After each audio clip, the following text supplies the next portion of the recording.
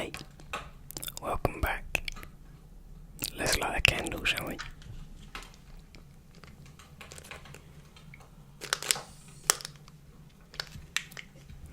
If my lighter works.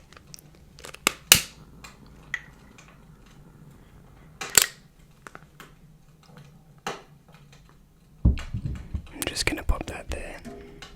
This video is all about ambience. To make up for the sort of, I don't know, the unedited, underprepared nature of it. I hope you like the Fireside vibes. I don't have a fireplace in my bedroom, but I have a TV which is kind of lit. You see what I did there? That was not on purpose, please do not judge me. I'm still figuring out lighting. I'm going to move this candle actually because I think it's affecting that a little bit. That's probably safe. Yeah, this is my first video in this new place. I am living with my parents for the time being. So yeah, I mean, I think that's the purpose of this video, is a little bit of an update on my life. A sort of fireside chat, if you will. And you can imagine that I am also asking you questions and you filling in and telling me about your life if you would like. If there's any cool updates that you'd like to share, pop it in the comments. But yeah, everything has changed pretty much for me. I left Denver, which is where I was living for the past 4 or 5 years, I want to say. And that was a big decision. I was very happy there. I moved with, I think a lot of mixed feelings. But I have to say it's been a fantastic decision so far. I really don't miss it that much. I miss my friends. But it seems like we've all kind of entered this stage of adulthood, sort of in our late 20s, where we're not seeing each other every day anyway, even if we are living in the same place. So there is sort of a naturally occurring distance that has happened as we get more serious with our partners and futures. So that part doesn't feel so bad. The leaving my friends part, at least. I quit my job, which feels amazing. I do miss the clients a lot. I miss making a difference, helping out, serving the community, meeting incredible people. I miss that. I was working as a crisis mental health counsellor in a homeless shelter. But it was sort of like a dual, like homeless and acute mental health facility. I really miss it, but it's been really good for my mental health stepping away from it. I think that the general consensus in the mental health field is that you should not be working in crisis services more than a couple of years. That is if you are good at it and care about it a lot. Just the second-hand trauma is very intense. And even though, I miss it, I am noticing a big difference in my sort of general outlook on life, in a positive way. I'm also not working nights anymore. I was working all overnights, so that's been nice to be a day person again. But me and my girlfriend, we left Denver, and we're here in the Midwest. We're in 2 different cities, both staying with our parents. Like, weird coincidences. Even though we met in Denver, both of our parents live in cities that are only an hour apart. So we've been able to see each other every week. I've been sort of doing 50-50 here with my parents and brother, and she's been coming up on weekends, and I've been spending like 3 days of the week as well. And it sucks. That part sucks. They're not seeing each other every day because we live together in Denver. They're not seeing each other every day. Is hard. But it's just temporary until we get on our feet. Yeah, we did this. We made this decision to leave because we want to be in London. Ideally, we're open to other cities in the UK, but London is mainly where we're aiming for. I think the two of us are looking for a new challenge. I think we're a bit sick of the US at the moment, to be honest. Like, I've lived here for over a decade, and things are not getting better here. Doesn't really seem like there's a whole lot of social mobility. It's a very expensive place to live. It's low-key kind of dangerous place to live. Americans, not all obviously, but like the consensus, the kind of taken for granted consensus is that this is like the freest, safest place, and it's neither of those things. I truly have loved my time here. I love a lot about it. You'll never hear me shit on Americans, because I think even though like politically it is very divided, and most of the country I disagree with completely,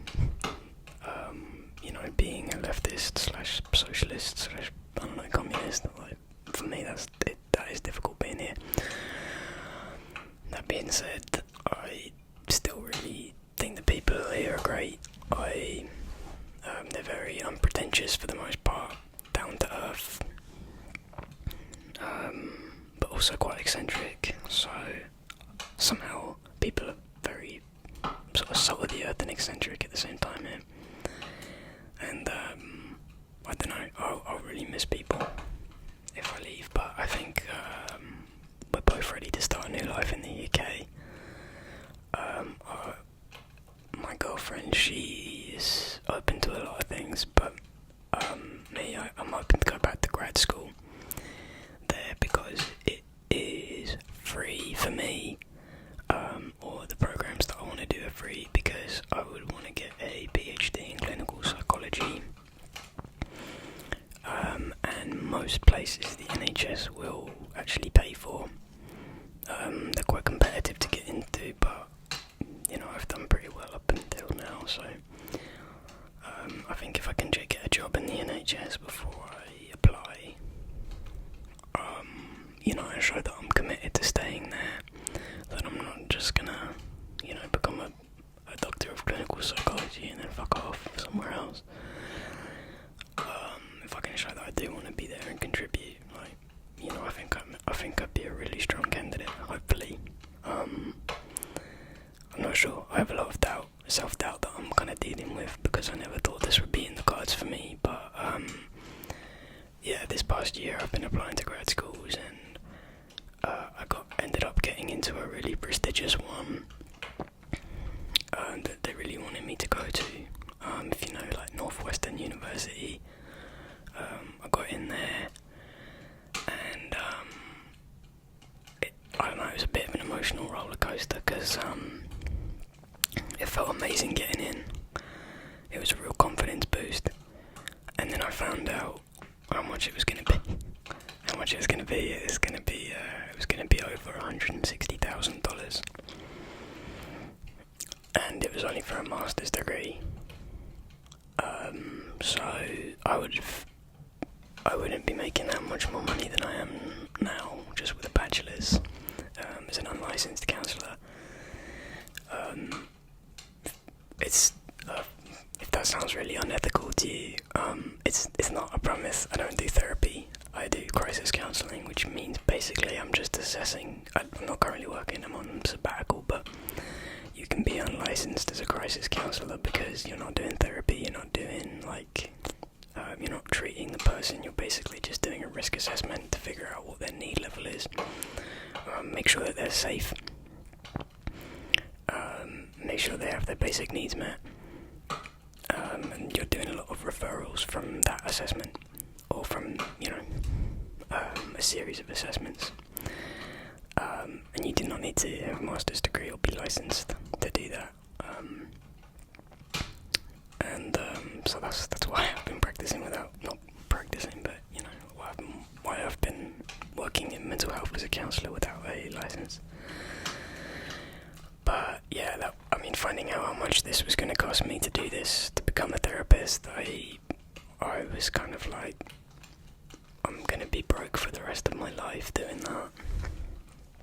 Even though I do really like this program and I like this university, I can't do that. I don't have the money and I never will, probably. So, that was a big blow, and then I started looking at PsyD and PhD programs in psychology because I noticed that most of them were actually, even in the US, they were around the same price, if not cheaper, than that master's degree that I got into.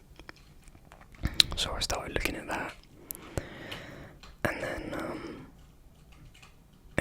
realising that I was a desirable candidate for those, even though I thought, that was something that I wouldn't be able to do until my late 30s. I didn't think I'd be good enough. And then realising, looking at the criteria, I realised I was, and that was a massive boost.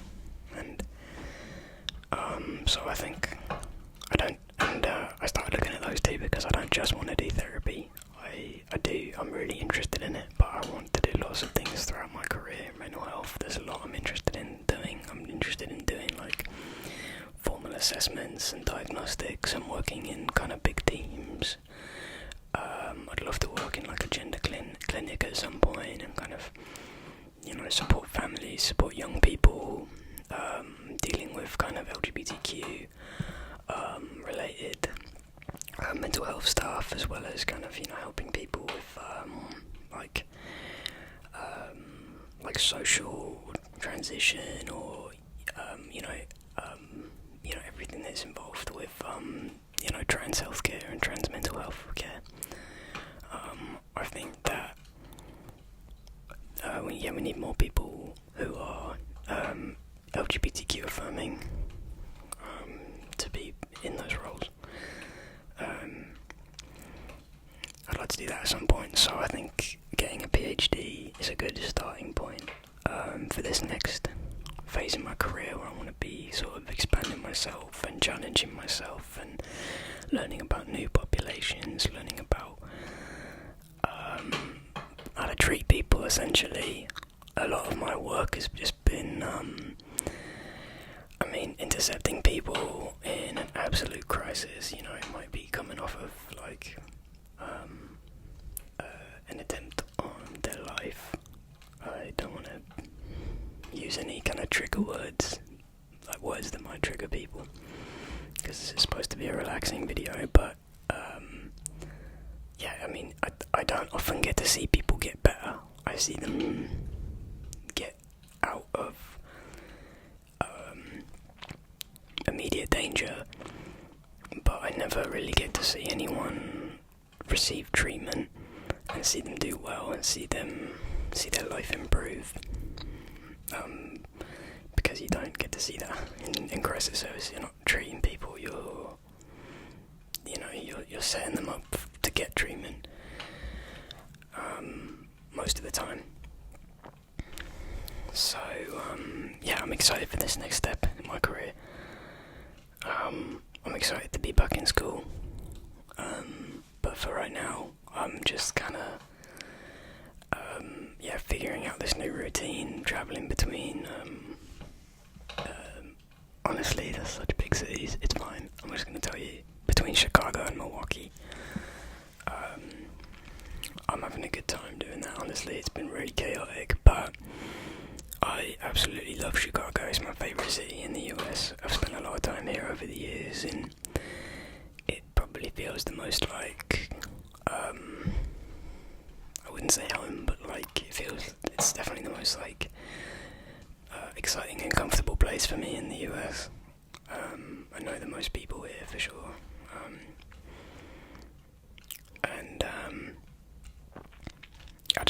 really fun place, really diverse. Got like so much to do. The food is insanely good. I will fight anyone on this, but Chicago is the best US city for food. I think that you can get some really good Asian, specifically Japanese food, as well as Mexican food on the West Coast. So places like California, places in California like LA and San Francisco, you can get really good food.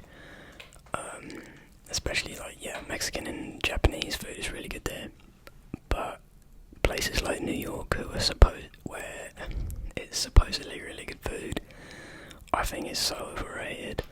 I've been to New York a fair amount. My sister lives there, so I am there quite a bit, and it is so overrated.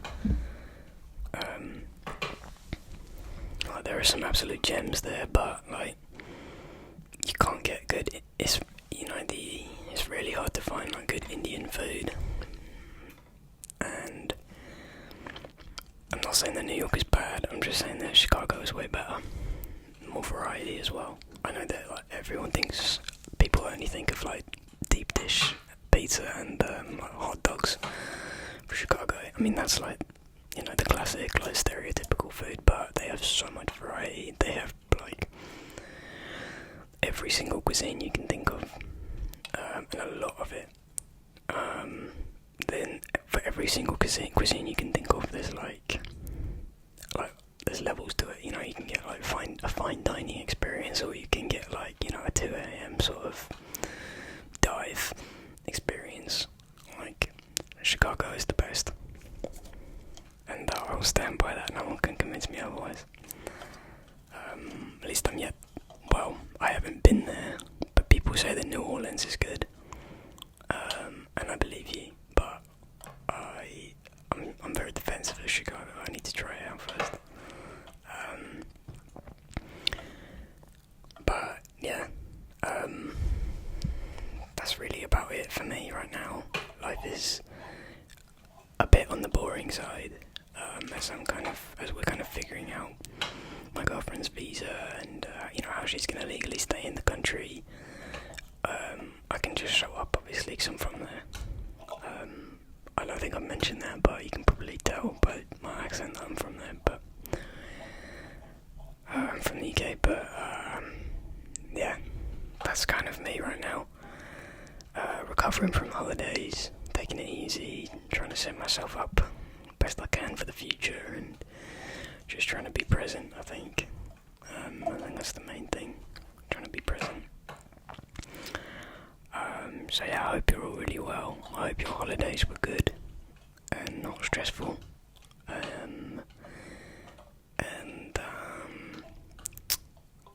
Yeah, Happy New Year.